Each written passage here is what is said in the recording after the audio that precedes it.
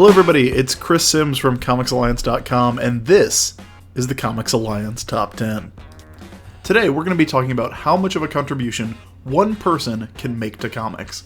Now, we all know about creators like Jack Kirby and Stan Lee, people who formed the core of an entire universe.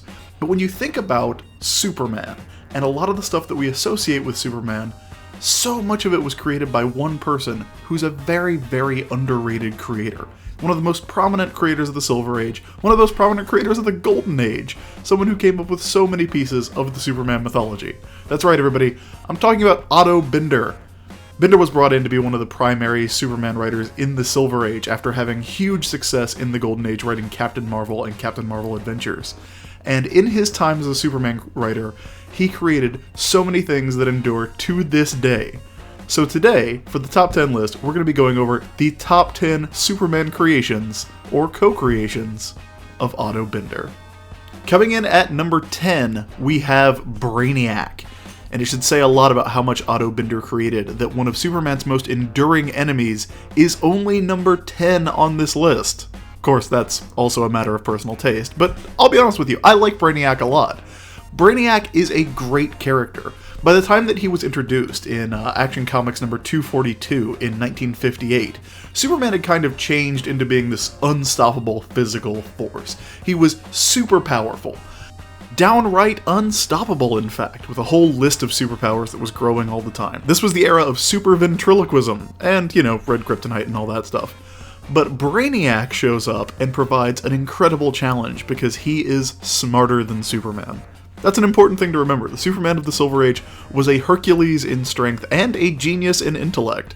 So getting an intellectual challenge from someone like BRAINIAC, who was maybe not his physical match, but could outsmart him at every turn, was really cool. It would actually form the template for a lot of Superman villains that would change over the years. You get Lex Luthor becoming more of a super scientist in this era, until that sort of hits critical mass in the 70s and early 80s. But BRAINIAC by himself, this sci-fi villain who can outsmart Superman, is a really, really great concept. And for one of the best examples of how great that concept worked out, you have to look no further than the same issue where we get number 9 on our list, the Bottle City of KANDOR. Now, I'll be honest, I'm not a huge fan of KANDOR. I like the idea that Krypton and all of its civilization and all of its society is gone, and Superman has to fully embrace Earth. Bring Back KANDOR brings back a piece of Krypton, and more than that, it brings back a piece of Krypton that Superman can go to whenever he wants.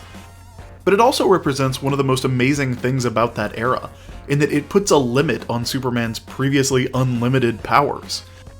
In a lot of ways, it represents Superman's greatest failing as a superhero, that he can't restore KANDOR to its original size. So he has this piece of his home that still he can't do anything to help, because he can't figure it out, because he's not as smart as BRAINIAC. Now, it's not quite as dark as it sounds. KANDOR provides the setting for a bunch of weird Silver Age-y adventures, and a lot of Silver Age plot elements, like the Superman Emergency Squad, which is based around the premise that everyone on Earth has a double in a single city of KANDOR, including Superman and all his friends. And, of course, Superman goes there and becomes a vigilante, along with Jimmy Olsen as the team of Nightwing and Flamebird. But it's still a pretty great idea, and provides a lot of really interesting story hooks, and again, it's something that's still around today as a core piece of the Superman mythos.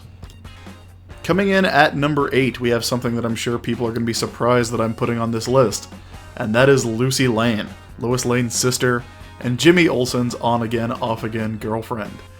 And I hate her. I hate her so much. I hate her so much. She's such a jerk. Okay, sorry. I really don't like Lucy Lane. She's such a jerk to Jimmy, and I love Jimmy so much. He deserves better. But Lucy Lane is interesting, in that it proves Otto Binder's commitment to fleshing out the supporting cast of Superman. Now, Otto Binder is also primarily responsible for a lot of the Jimmy Olsen solo stories that made Superman's pal Jimmy Olsen such a successful book in the 50s and 60s.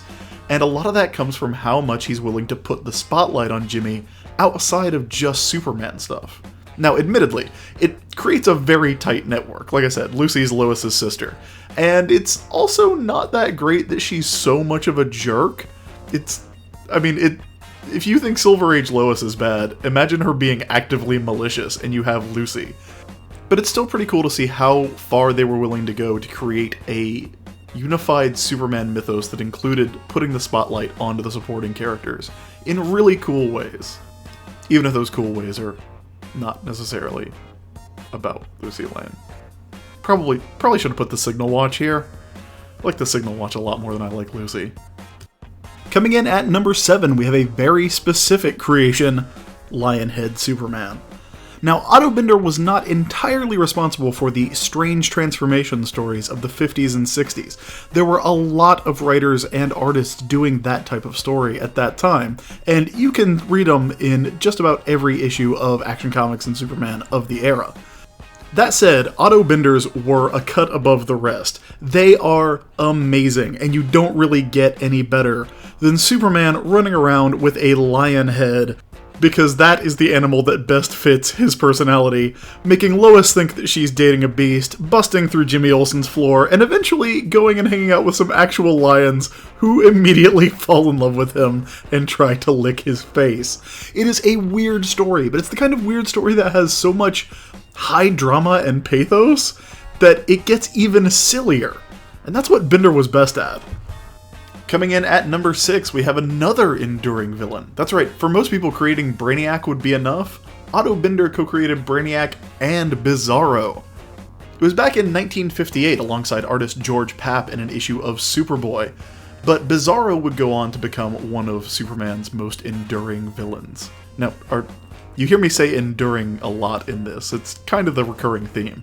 But Bizarro is a concept that more or less had to happen.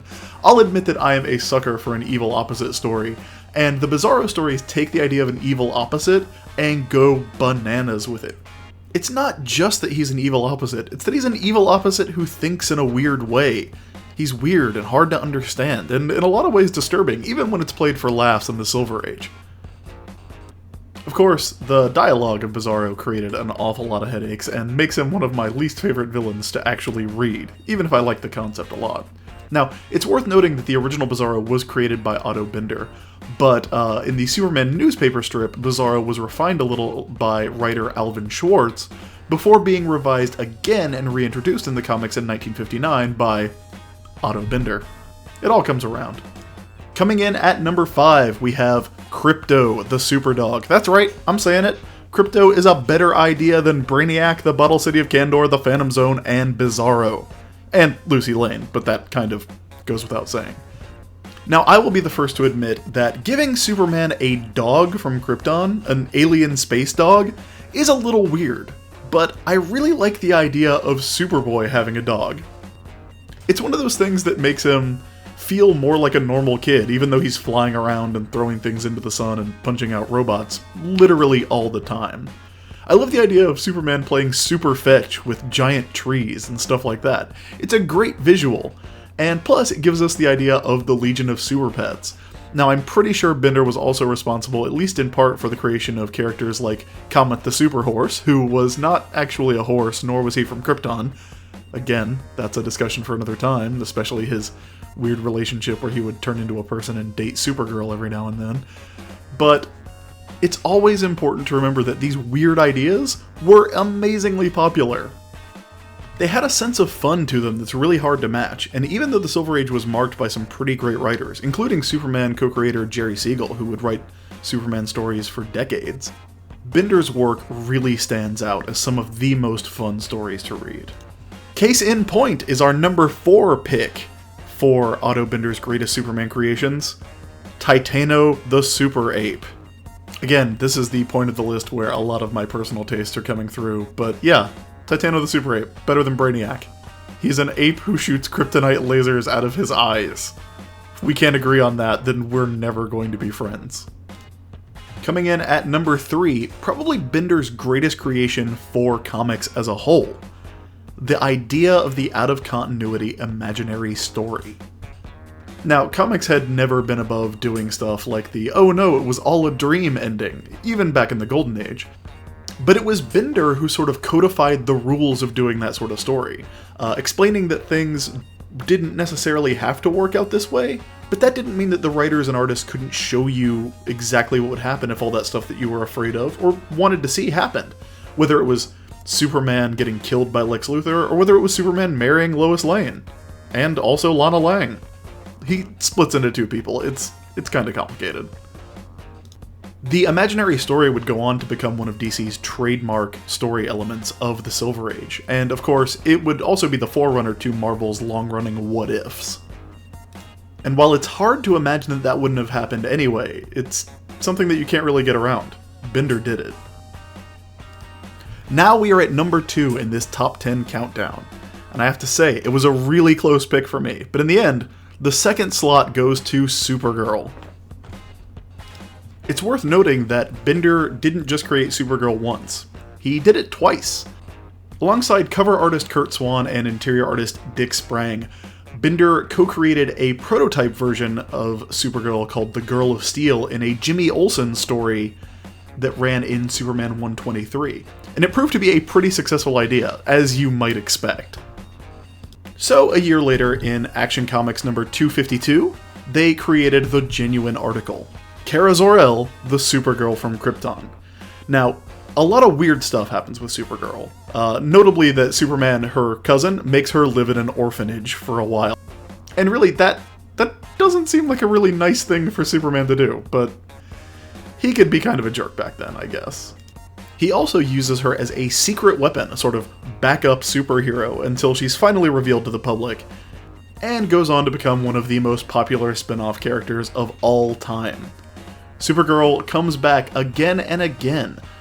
Even when DC got rid of the Kryptonian version in Crisis on Infinite Earths, they didn't stay away too long before introducing different versions of Supergirl.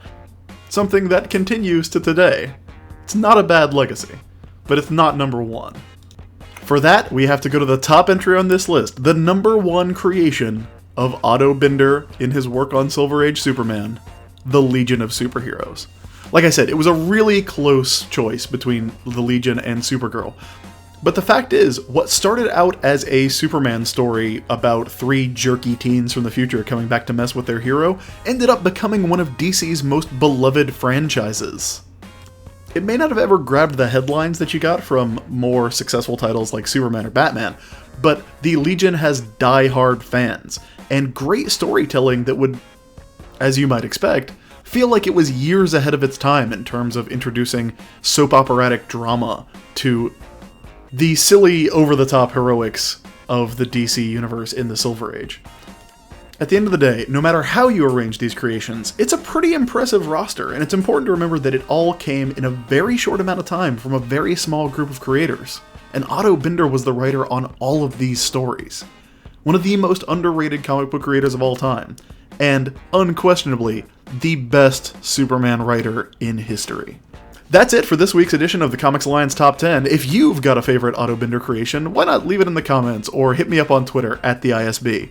We'll see you next week with another list, and until then, have a great week.